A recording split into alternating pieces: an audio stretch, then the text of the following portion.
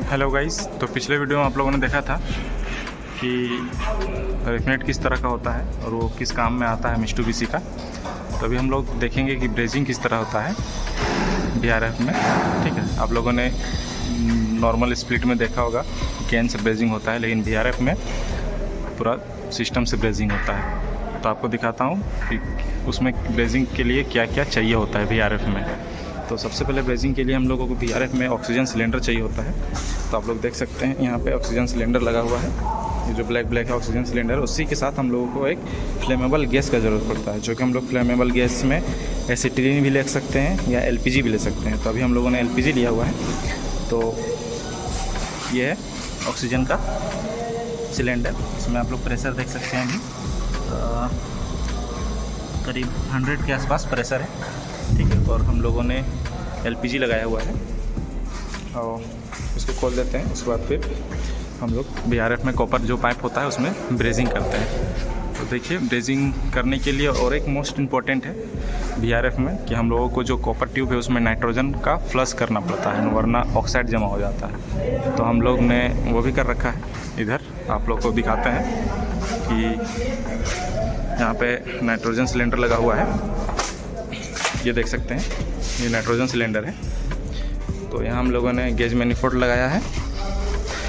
इसका जो प्रेशर है इसका जो प्रेशर है वो 3 से 5 PSIG रखते हैं, पॉन्ड पर स्क्वायर इंच गेज। ठीक है, इसका फुल फॉर्म होता है, तो इसको शॉर्ट फॉर्म में PSIG बोलते हैं। तो ये 3 to 5 PSI होना चाहिए।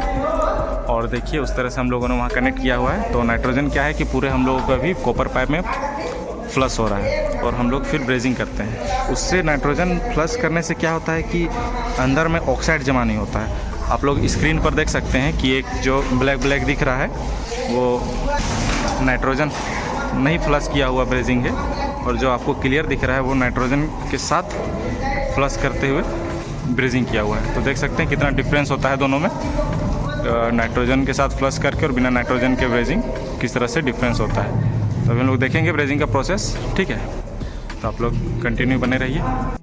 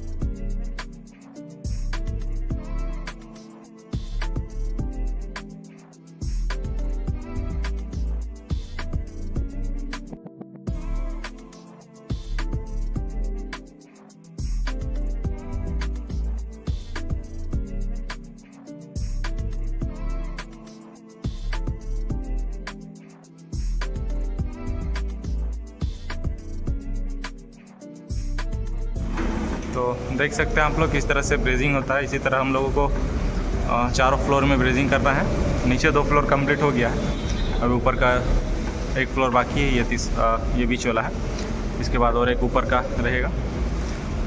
तो पाइपिंग करने के बाद इस तरह से ब्रेजिंग करके कॉपर ट्यूबों को लीक प्रूफ जॉइंट बनाया जाता है, ताकि रेफ्रिजरेंट लीक ना हो कहीं से भी। अच्छे से ब्रेजिंग किया जाता है। बहुत सारी सावधानियाँ रखी जाती हैं, बहुत सारे सेफ्टी का ध्यान रखा जाता है ब्रेजिंग करते टाइम।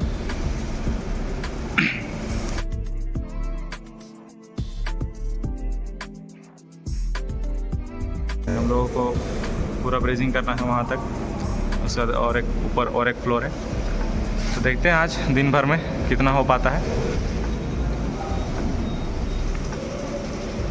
वहाँ तक हम लोगों का कंप्लीट है।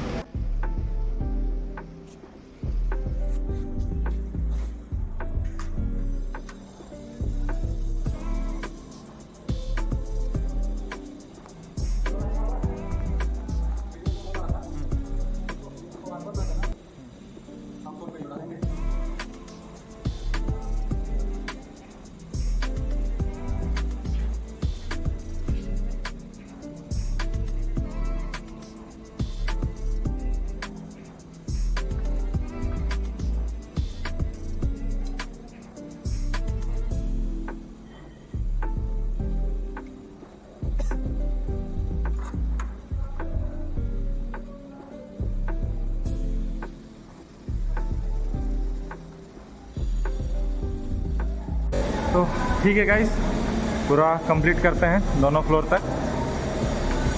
उसके बाद दिखाते हैं कि किस तरह से हुआ ब्रेजिंग। ठीक है, तो और एक बात का बहुत खास ख्याल रखा जाता है कि जो लास्ट जो हम लोग का मुंह होता है कॉपर ट्यूब का, वो खुला रहना चाहिए, वो पैक नहीं रहना चाहिए, जिससे कि क्या है, हीट जो है वो निकल सके। तो देखिए आप लोग यहाँ पे आप लोग धुआं देख सकते होंगे।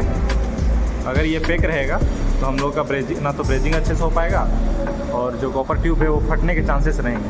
ठीक है, तो इस बात का खास ख्याल रखें कि अगर कहीं भी ब्रेजिंग कर रहे हैं तो उसका मुंह का एक सिरा जो है वो खुला रहना चाहिए, पैक नहीं रहना चाहिए।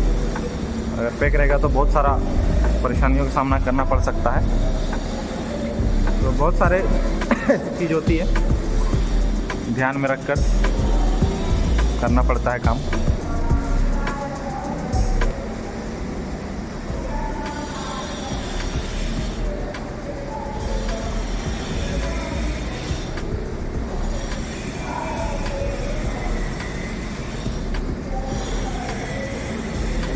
तो ठीक है गाइस, कंप्लीट करते हैं पूरा, उसके बाद फिर मिलते हैं। आज के लिए इतना ही। Have a nice day, thank you. तो अभी आप लोगों ने देखा किस प्रकार ब्रेजिंग होता है। ठीक है, कमलेश भैया द्वारा ब्रेजिंग किया गया। तो ब्रेजिंग में और एक मेन पार्ट होता है, मेन रोल होता है ये ब्रेजिंग रोड का। ठीक है, ये भी कॉपर के होते हैं। ये इनका मेल्टिंग पॉइंट बहुत कम होता है ब्रेजिंग के लिए। इसका मेल्टिंग पॉइंट बहुत कम रखा जाता है। ठीक है, ताकि और जो हम लोग का कॉपर ट्यूब है उसका मेल्टिंग पॉइंट बहुत हाई होता है। तो मेल्टिंग पॉइंट कम होने की वजह से ये जो ब्रेजिंग रॉड है ये आसानी से पिघल जाता है, पिघल के ब्रेजिंग रॉड में पकड़ लेते हैं।